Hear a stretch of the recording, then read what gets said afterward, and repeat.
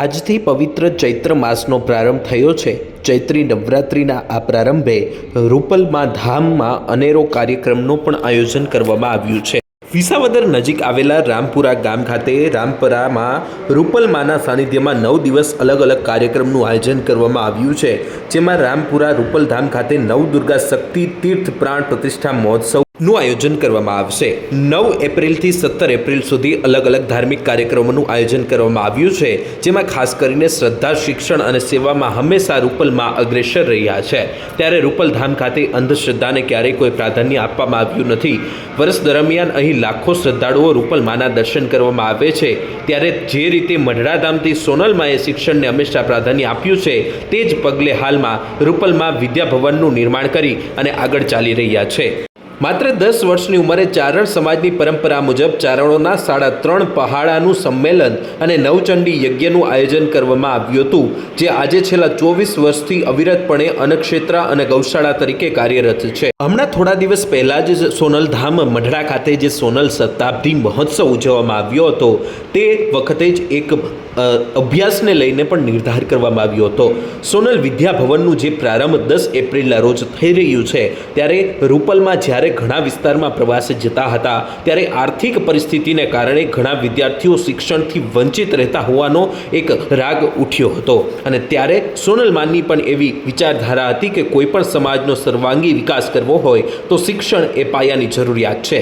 ત્યારે આ સોનલ માતાજીના વિચારોની જ્યોત વધુ પ્રજ્વલિત થાય તે માટે અહીં રૂપલમા દ્વારા એક વિદ્યાભવનનું નિર્માણ કરવામાં આવ્યું છે। સૌ પ્રથમ વાત કરીએ તો અનેક કાર્યક્રમ છે, પરંતુ એની મુખ્ય હું રૂપરેખા જણાવું તો સૌ પ્રથમ 9 તારીખના રોજ શ્રીમદ દેવી ભાગવતનું શરૂઆત થશે। 9 તારીખથી 17 તારીખ સુધી 9 વાગ્યાથી લઈને 1:30 વાગ્યા સુધી દરરોજે શ્રીમદ દેવી ભાગવતનું આયોજન છે।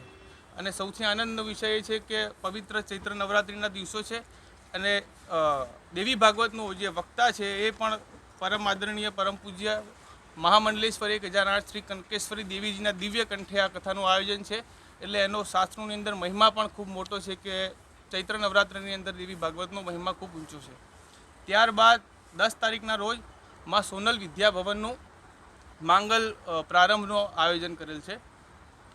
વિસ્તારની અંદર આઈમાં અવારનવાર જ્યારે પ્રવાસોની અંદર જાય ત્યારે ઘણીવાર એ પ્રશ્નો આવે છે કે કોઈ આર્થિક કારણોસર, કોઈ સગવડોના કારણોસર ઘણા લોકો શિક્ષણથી વંચિત રહેતા હોય છે, અને પરમ પૂજ્ય આદરણીય સોનલ માતાજીનો પણ એવો વિચારધારા હતી કે કોઈ પણ સમાજનો જો સર્વાંગી વિકાસ કરવો હોય તો એના માટે શિક્ષણ એ પાયાની જરૂરિયાત છે। ત્યારે એમની જ્યોત વધુ પ્રજ્વલિત થાય, એમનું સપનું વધારે આગળ વધે, એ માટે આઈમા દ્વારા અહીંયા આગળ માં સોનલધામ વિદ્યાભવનનું પણ મંગલ પ્રારંભ કરવાનો પણ કાર્યક્રમ રાખેલ છે। ત્યારબાદ નવદુર્ગા શક્તિ તીર્થનું પ્રાણ પ્રતિષ્ઠા મહોત્સવનું આયોજન છે। 13, 14 ને 15ના રોજ આ આયોજન કરવામાં આવેલ છે, જેની અંદર વિવિધ યજ્ઞ અને વિવિધ આયોજનો દ્વારા આ પ્રાણ પ્રતિષ્ઠા મહોત્સવ ચાલશે, જેની અંદર પ્રકાંડ વિદ્વાન વેદરત્ન ભગવતાચાર્ય શાસ્ત્રી હિરેનભાઈ ત્રિવેદીના આચાર્ય સ્થાને આ પ્રાણ પ્રતિષ્ઠા મહોત્સવનું આયોજન છે।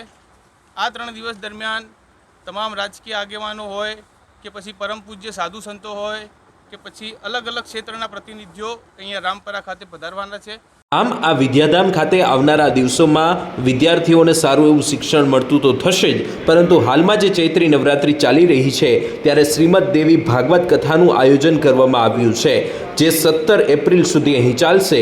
10 એપ્રિલના રોજ આ વિદ્યાભવનનું પ્રારંભ કરવામાં આવશે, અને ત્યારબાદ અહીં જરૂરિયાતમંદ વિદ્યાર્થીઓને પ્રવેશ આપી અને અહીં અભ્યાસ કરાવવામાં આવશે।